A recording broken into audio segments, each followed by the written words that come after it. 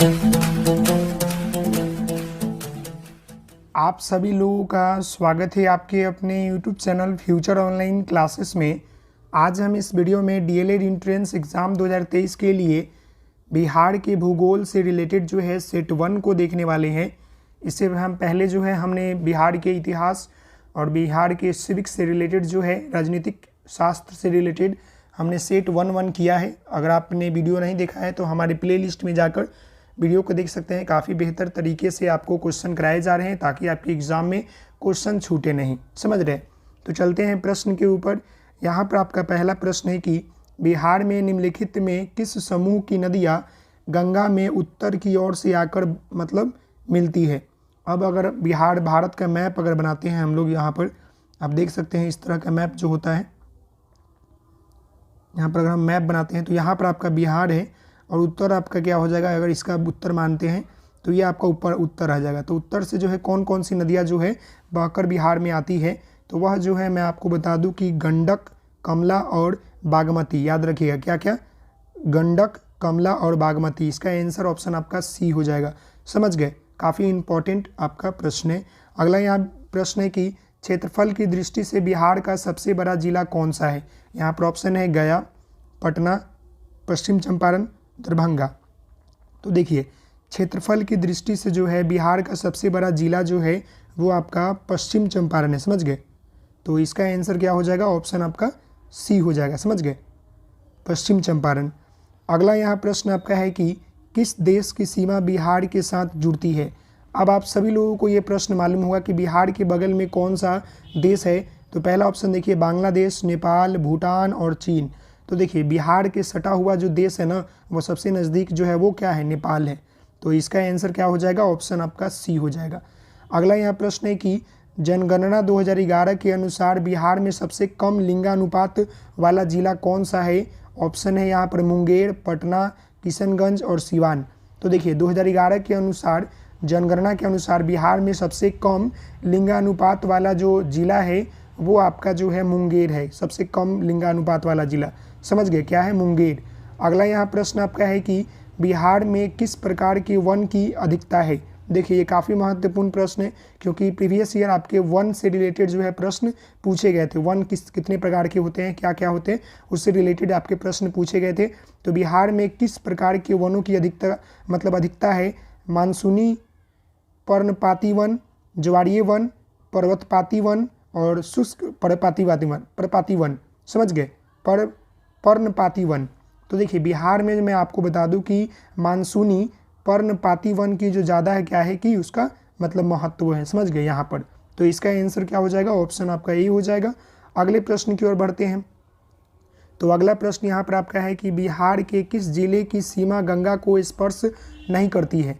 बिहार के वो कौन सा जिला है जो कि गंगा को सीमा कौन सा है गंगा को जो स्पर्श नहीं करती है। मुंगेर, भागलपुर, बेगूसराय, इनमें से कोई नहीं। तो मैं आपको बता दूं कि निम्नलिखित में से जो है सभी जो आपका जिला है ना वो क्या करता है कि स्पर्श करता है। तो इसका आंसर हो जाएगा ऑप्शन आपका डी, इनमें से कोई नहीं, समझ गए। इसका आंसर क्या हो जाएगा, इनमें से कोई नहीं, सभी स्पर्श करते हैं क्योंकि बिहार का जो नदी है वो तो गंगा ही ना है ज़्यादातर। अगला यहाँ प्रश्न आपका 7 नंबर है कि उत्तर से दक्षिण की ओर बिहार की लंबाई कितनी है। उत्तर से लेकर दक्षिण की ओर जो है बिहार की लंबाई कितनी है। यहाँ पर ऑप्शन देखिए 483 किलोमीटर, 345 किलोमीटर, 605 किलोमीटर, 405 किलोमीटर। तो मैं आपको बता दूं कि उत्तर से दक्षिण की ओर बिहार की लंबाई जो है वो आपका 345 किलोमीटर है। कितना है, 345 किलोमीटर। अगला यहाँ प्रश्न है कि वर्तमान में क्षेत्रफल की दृष्टि से बिहार का भारत में कौन सा स्थान है। ये काफ़ी महत्वपूर्ण प्रश्न। वर्तमान में क्या है कि क्षेत्रफल की दृष्टि से बिहार का जो है पूरे भारत में निम्नलिखित में से मैं आपको बता दूं 13वां स्थान है, समझ गए। 13 नंबर पर बिहार आता है क्षेत्रफल की दृष्टि से पूरे भारत में, समझ गए। अगला यहाँ प्रश्न है कि बिहार का सर्वाधिक वर्षा वाला जिला कौन सा है।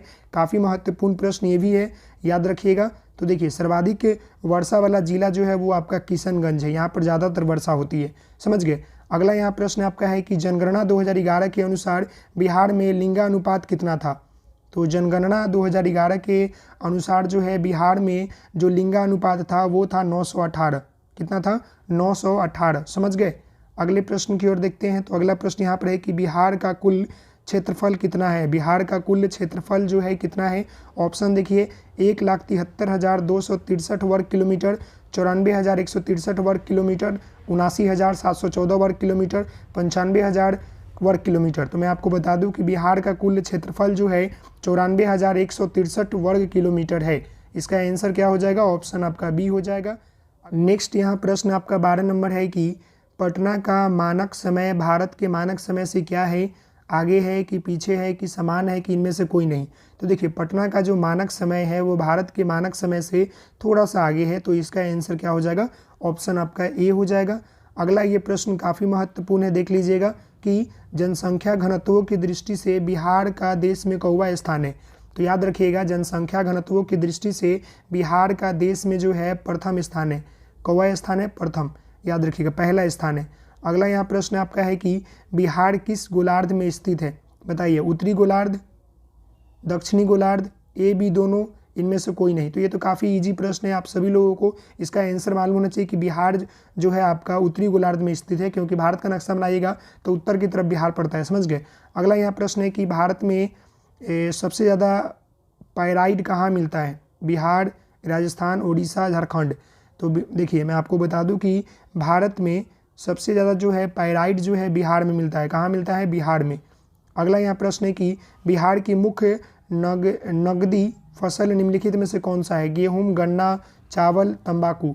तो बिहार का जो है मुख्य नगदी फसल जो है वो आपका गन्ना है, नगदी फसल, समझ गए।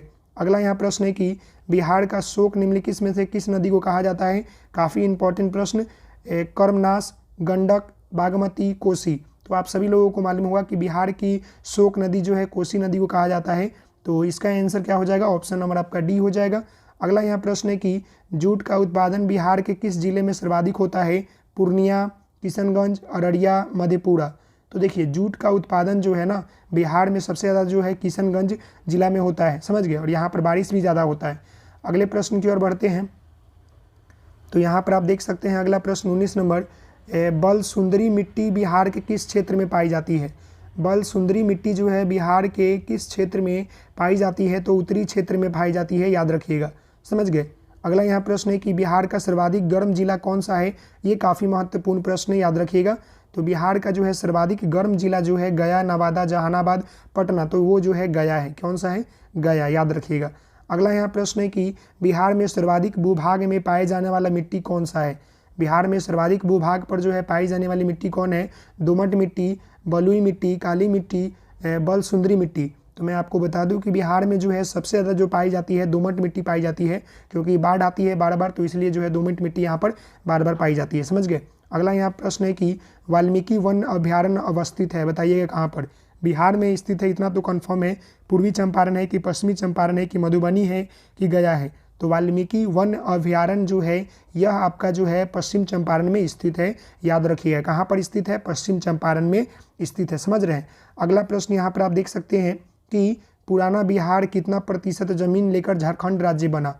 झारखंड से, बिहार से जो है झारखंड 2000 ईस्वी में अलग हुआ था, वो राज्य अलग बना लिया था। तो 2000 या 2001 ईस्वी के आसपास अलग हुआ था, याद रखिएगा। तो 2000 ईस्वी में अलग हुआ था, जहाँ तक मुझे कंफर्म याद है जी। पुराना बिहार जो है मतलब कितना प्रतिशत ज़मीन लेकर जो है झारखंड बना, नहीं तो बिहार अभी सबसे बड़ा होता है, क्योंकि झारखंड बन गया ना उससे, बिहार से अलग होकर। तो यहाँ पर ऑप्शन देखिए 38.40%, 45.850%, 42.35%, 51.72%। तो मैं आपको बता दूं कि जो झारखंड बना वह जो है 45.85 ज़मीन जो है ले लिया, तब जाकर जो है बना, समझ गए। अगला यहाँ प्रश्न है कि झारखंड राज्य बनने के बाद बिहार राज्य के पास कितना प्रतिशत जमीन बच गया। तो 45 घटा दीजिए तो आपको मालूम चल जाएगा। तो आपको जो मैं बता दूं कि लगभग जो है आपका 54% जो है जमीन बच गया बिहार के पास। अगला यहाँ प्रश्न है कि बिहार की सीमा से लगने वाला भारत के राज्य की संख्या कितना है। अब बिहार से सटा हुआ कौन कौन सा है, तो देखिए बिहार से सटा हुआ आपका कोलकाता है, उत्तर प्रदेश है और सारे राज्य हैं, समझ गए। तो अप्रॉक्स मैं आपको बता दूं कि वो जो है 3 राज्य हैं, एक तो आपका हो गया उत्तर प्रदेश, एक आपका हो गया कोलकाता और एक आपका झारखंड, समझ गए। ये 3 राज्य जो है बिहार से सटा हुआ है, याद रखिएगा। अगला यहाँ प्रश्न है कि निम्नलिखित में भारत के किन राज्यों की सीमा बिहार राज्यों की सीमा को स्पर्श नहीं करती है? उत्तर प्रदेश करती है, झारखंड करता है, उत्तर प्रदेश करता है, झारखंड करता है, पश्चिम बंगाल करता है, उड़ीसा नहीं करता है। तो इसका आंसर हो जाएगा ऑप्शन डी। यही प्रश्न में पूछा था कितने सीमा लगता है, तो 3 सीमा, एक आपका उत्तर प्रदेश, दूसरा आपका झारखंड और आपका तीसरा पश्चिम बंगाल। ये 3 सीमा जो है बिहार से सटा हुआ है, तो इसका आंसर हो जाएगा ऑप्शन डी, उड़ीसा जो है नहीं स्पर्श करता है। तो अभी हमने जो है मतलब बिहार के भूगोल से रिलेटेड जो है महत्वपूर्ण 26 प्रश्न कराया, जो कि काफ़ी महत्वपूर्ण है। तो आशा करता हूं कि आपको ये वीडियो पसंद आया होगा। तो आप सभी लोगों से निवेदन है कि कमेंट करके जरूर बताइएगा कि आपके ये 26 क्वेश्चन में से जो है कितने प्रश्न आपको आया। और मिलते हैं नेक्स्ट वीडियो में, तब तक के लिए धन्यवाद। Thank you so much. जय हिंद, जय भारत।